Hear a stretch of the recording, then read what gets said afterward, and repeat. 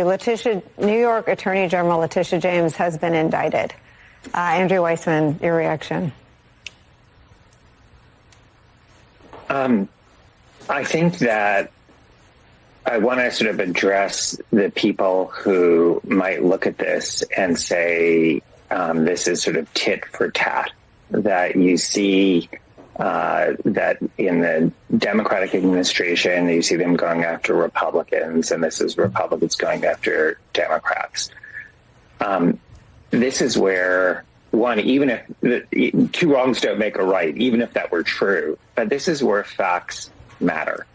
In the Letitia James case that she brought in New York, there was a trial. Facts were adduced. We all could look at those facts, and Donald Trump had a chance, an opportunity to have due process and to hear all of that. Here, the process by which this has been undertaken, like the process that was undertaken with respect to James Comey, tells you that career people and even Trump-appointed people did not think that there was evidence. There were not facts that justified this. And I think a perfect symbol of the fact that this is different, that what we're seeing is different. It is not normal. It is not everyone does it, is to take a look at Abbe Lowell. Abbe Lowell is the defense lawyer for Letitia James. He was also the defense lawyer for Hunter Biden. In the Biden administration, the Department of Justice actually charged and convicted the sitting president's son. And Abbe Lowell represented him and defended him and lost that trial. Yeah. And he is now defending Letitia James. And to me, when people say it's tit for tat, it's like, no, in prior administrations, and by the way, Republican and Democratic administrations under normal times, which I agree with Mark are gone, under normal times in those administrations, there is no politics that is supposed to be considered. I'm not saying it's never considered, and there aren't. There's aberrations. No, Letitia James herself, I understand from sources, was fully expecting that she would be indicted. Again, keeping in mind that the standard for indicting someone is the probability that there may be a crime that was committed.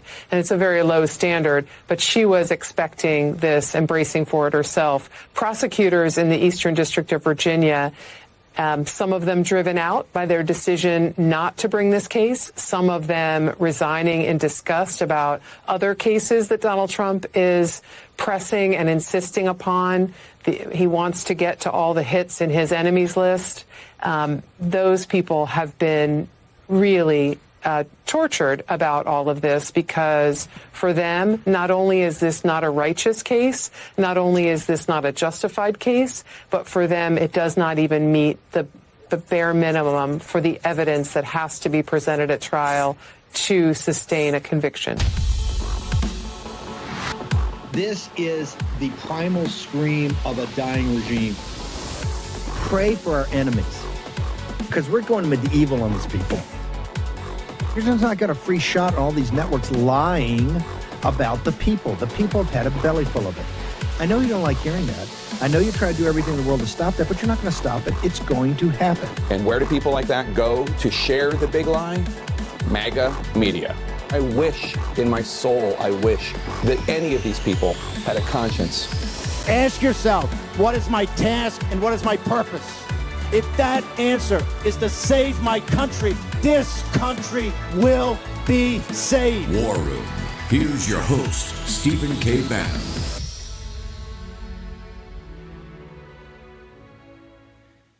It's Thursday, 9 October, year of our Lord 2025. Of course, a historic day.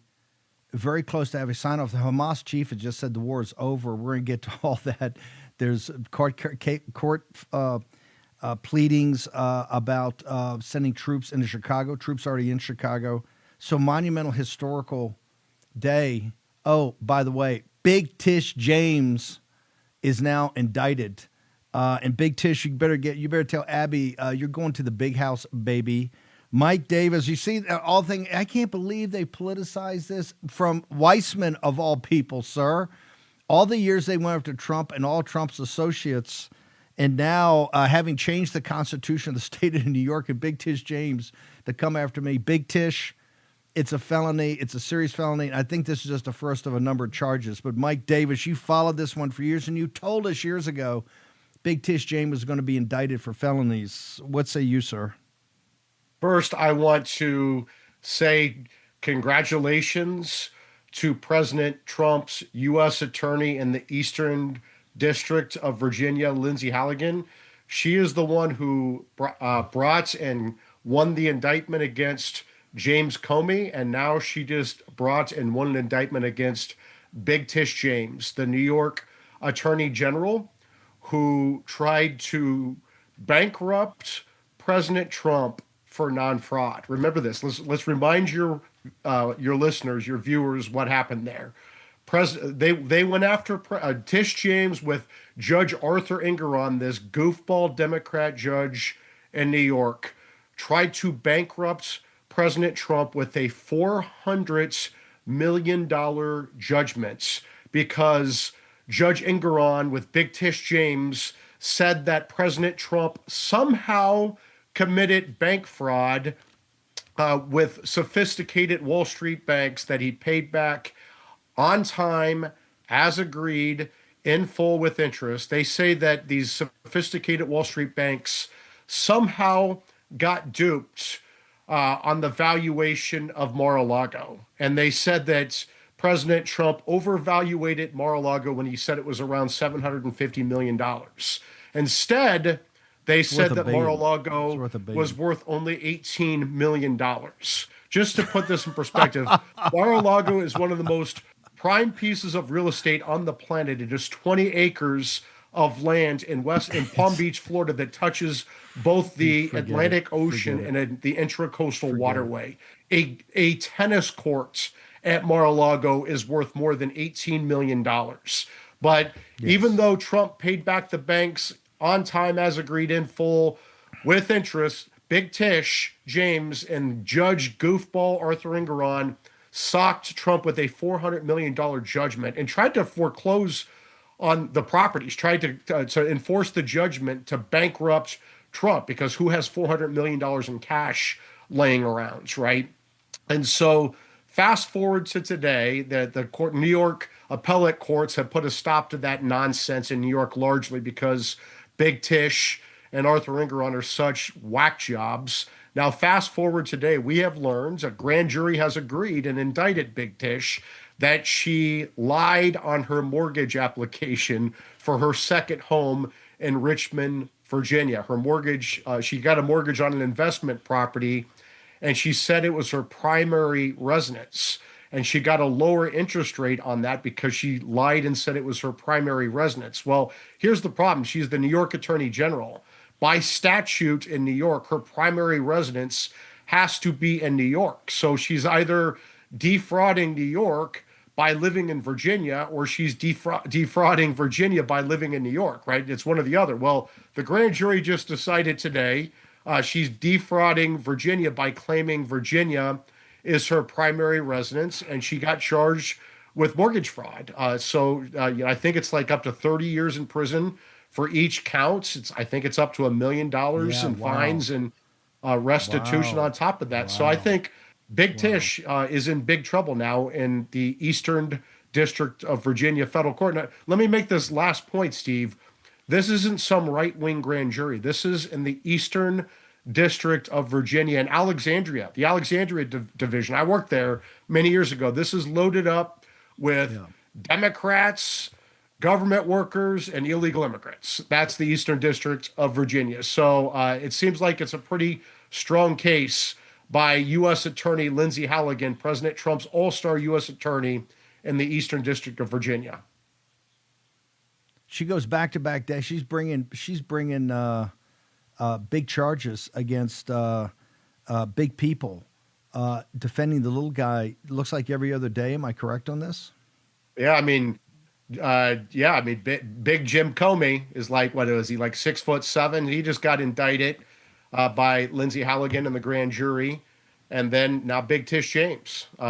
So back to back, she is bringing accountability and justice. And I would say to these Democrats who said this to us for 4 years, actually really 8 years of lawfare, but particularly bad over the last 4 years, that if the grand jury indicts, obviously the charges are legitimate because the grand jury indicted, and nobody's above the law. And I think we can use the same thing that they said again, including Tish James, by the way. Remember, before the election, for her attorney general election, Tish James actually campaigned on the fact that she's going to weaponize her office to go after President Trump, and she did. She did, and guess what?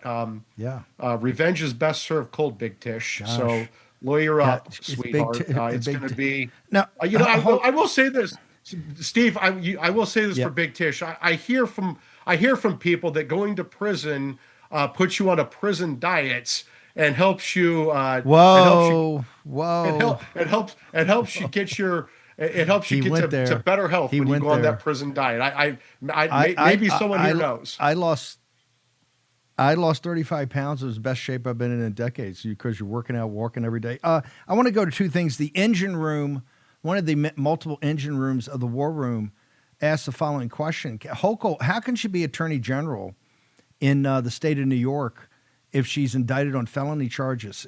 Can Hochul remove her? Shouldn't she be removed, or at least take a sabbatical and step aside while she's going to trial and under indictment?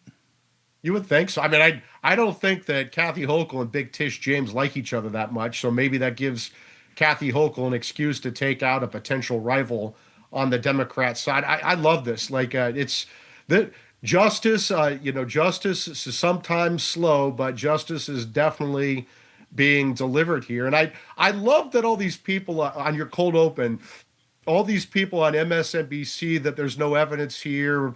There's not a case. How the hell would they know? The grand jury proceedings are secret. How they have no idea what Lindsay Halligan presented to the grand jury. And obviously, this grand jury thought that there was probable cause to move forward with federal indictments, a federal indictment, because the grand jury returned a true bill on this indictment. So I think these MSNBC people are it's a bit of wishful thinking on their part, and it's amazing how they've totally changed their tune on this, because I remember when Democrats were indicting Trump and his top aides like you and Peter Navarro, or at least charging you and Peter Navarro and Jeff Clark and his supporters on January 6th and going after parents and Christians. They always said that if there's a grand jury indictment, if there are charges, it's obviously legitimate. So by their same standard, obviously this is legitimate. I mean, look, it's pretty clear cut. Did she say on her mortgage application that her primary residence was Virginia? And if she did, that's a clear cut case of mortgage fraud.